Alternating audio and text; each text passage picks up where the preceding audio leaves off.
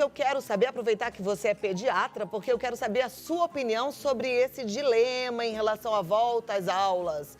Ah, segura aí que a gente quer saber. A gente precisa entender isso. Volta a aula ou não volta a aula? Aliás, se você já tem a sua posição, conta pra gente. Pode me contar. Meu Instagram é Cláudia Tenório Oficial. Vou estar lá de olho pra saber qual é a sua opinião, tá bom? E tem o do programa também, Vida Melhor Oficial, tô te esperando. Falando de volta às aulas, a gente tem que consultar um pediatra. Eu acho que ninguém melhor do que um pediatra pra responder isso pra gente. E você, então, que tem tanta experiência.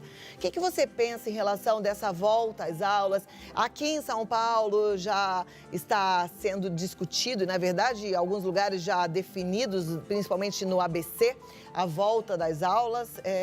Como é que é a sua opinião? Realmente é muito complexo, vai causar bastante estresse. Algumas coisas a gente já sabe, já há algum bom tempo. Realmente as crianças têm um risco muito menor de ter uma doença grave ou se contaminar de forma perigosa. O problema é ela trazer o vírus para dentro de casa, né? E isso elas podem trazer. A gente sabe também que crianças abaixo dos 12 anos, o risco de transmissão, de albergar o vírus e passar para o adulto é bem menor. Isso a gente já tem conhecimento. Mas quanto é o menor? Qual é essa taxa de transmissão, que a gente chama taxa de transmissão, que tem que estar abaixo de 1, né? Que um não pode passar mais do que para outra pessoa, tem que estar menor, né? Então, isso é complexo para a gente decidir. Nós não vamos ter uma resposta que todo mundo vai aceitar, né?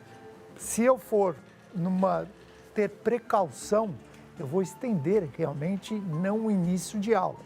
Principalmente, que tipo de escola nós estamos falando? Se eu estou falando de uma rede pública, que às vezes não tem condição nem sanitárias adequadas, banheiro, água corrente, espaço de manter as crianças a uma distância acima de 1,5 metro, né? Como é que eu vou voltar? Ao mesmo tempo, na escola pública, as crianças comem, recebem alimentação. Não é todo o Brasil que está sendo implantado em São Paulo um cartão merenda, né, que possa... Aliás, quem não sabe, eu estava vendo ontem no jornal, tem muita gente que não sabe, gente. As escolas públicas, elas estão disponibilizando o cartão merenda. Se você não foi comunicado, vá até a escola e busque o seu direito, tá? Então, é um lugar que as crianças se alimentam. Isso é um fator extremamente importante. Tem um outro lado.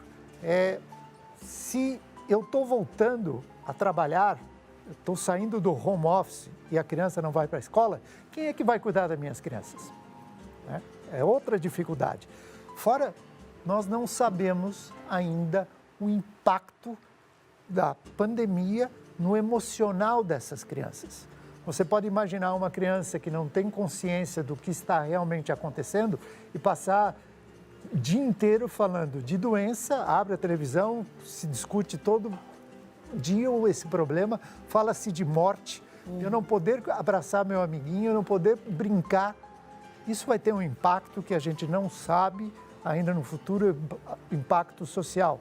Muitas mães devem estar em casa tendo o filho com problemas de pânico, não dormindo direito, assustados e o relacionamento intrafamiliar num espaço pequeno extremamente complicado. A gente tem que cuidar muito disso, né? Até porque a gente sabe que a formação psíquica da criança, ela é desenvolvida até 12 anos de idade, quer dizer, o sistema de crenças vai sendo estabelecido ali, isso vai para a vida adulta toda, né? Então, olha lá como é que a gente está lidando com isso. Isso é muito sério, muito interessante você ter trazido essa questão. Agora, eu vou fazer aqui duas possibilidades, tá? Então, vamos colocar nas duas pontas, né? Tem aquelas pessoas que são contra e que falam, não, é hora da gente segurar todo mundo, vamos manter, independente das complicações que essa família vai ter, mas não é hora de liberar essas crianças para a escola. E tem outra turma que fala assim, por que não? Né? Já que você falou que as crianças transmitem, pegam pouco, transmitem pouco.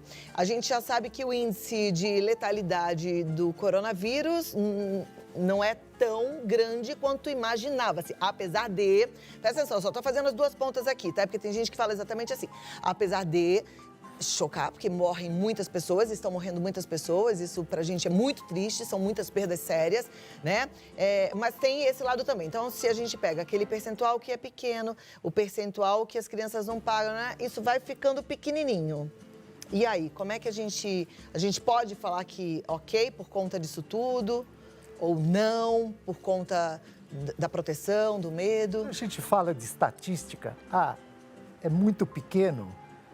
Agora, se fosse o meu ente familiar, Pois é. né?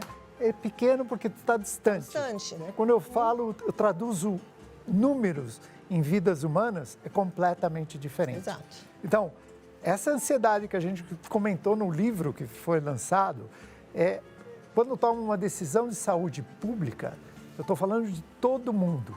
Quando, na verdade, essa doença, essa pandemia tem questões socioeconômicas bastante influentes, né? Quando começou o processo, a minha primeira preocupação, o que vai acontecer nas comunidades, né? Porque a doença aqui no Brasil começou da classe alta para baixo. Quando ela atingiu a sociedade de comunidade, a gente viu o problema que é, e ainda morrem as pessoas negras e pobres, né? Que são os mais comprometidos. Né? Então, se eu falar numa escola pública nessa condição, eu falaria não.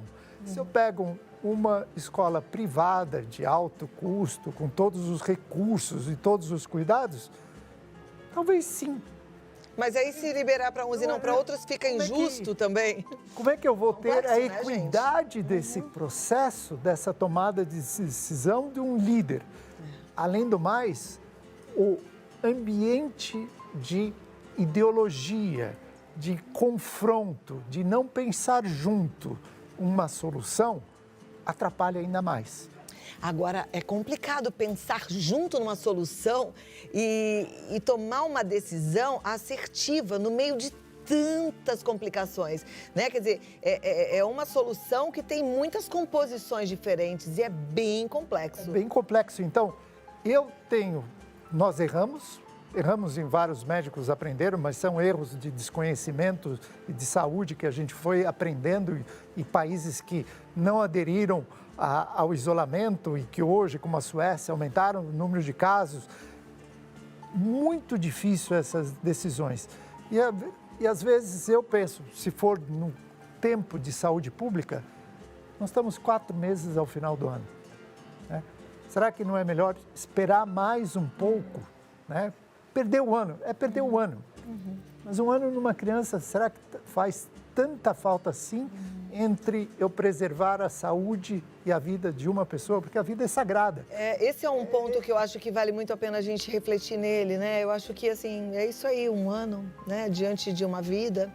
Mas aí você falou uma outra coisa que agora eu não tinha pensado, mas agora vai ficar martelando, né? Mas se deixa essa criança em casa e os pais são obrigados a voltar, quem é que vai olhar essas crianças, meu Deus? É complexo isso também, difícil, né? Porque para quem está trabalhando, quem emprega, vai ter que ter uma flexibilização. Sim. E uma aceitação de que aquelas famílias vão precisar um outro tipo de apoio. Então, eu dei apoio em casa, né? Fez a questão do home office, e questrou uma certa liberalidade de horários e coisas assim, e eu vou ter que aceitar. E aquela mãe, talvez, aquele pai, vão ter que ter mais flexibilidade e trabalhar. Ou seja, ter mais compaixão, empatia com o problema do outro, para que todos possam conviver e passar com esse ambiente tão difícil, né? Nós somos uma civilização só, né? Então, eu tenho que flexibilizar e entender. Respostas radicais, nesse momento, não vai dar certo. Nós temos que pensar juntos, ser flexíveis, ter empatia, entender o outro e colocar a questão de uma forma mais aberta e não radical. Ou um ou outro, não vai dar.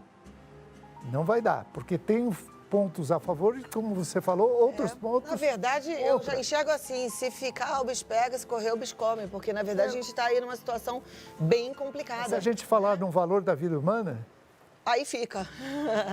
Né? Quanto vale uma vida? Isso é precioso demais. Isso é o que é o precioso. Acho que valeu a reflexão e vale também o lembrete que, assim, eu percebo, eu falei hoje do tempo de espera, né? E o tempo de espera, às vezes, cansa. E a pessoa fala, chega, né? É que não, que eu acho que a gente ainda deve esperar. A gente precisa esperar, a gente precisa continuar perseverando nesse tempo de quarentena. É necessário, isso vale vida. E vida não tem preço. Certo? Isso. Doutor Charles, muito obrigada por estar aqui. Charles Schmidt, ele está no csmdt@terra.com.br, que é o e-mail. Você pode mandar um e-mail para ele para trocar um pouco de ideias, para pedir mais informações, tá? É csmdt@terra.com.br. E até a próxima. Parabéns pelo livro. Achei muito sensível. Obrigada por me apresentar, Érica. Obrigado. Obrigada.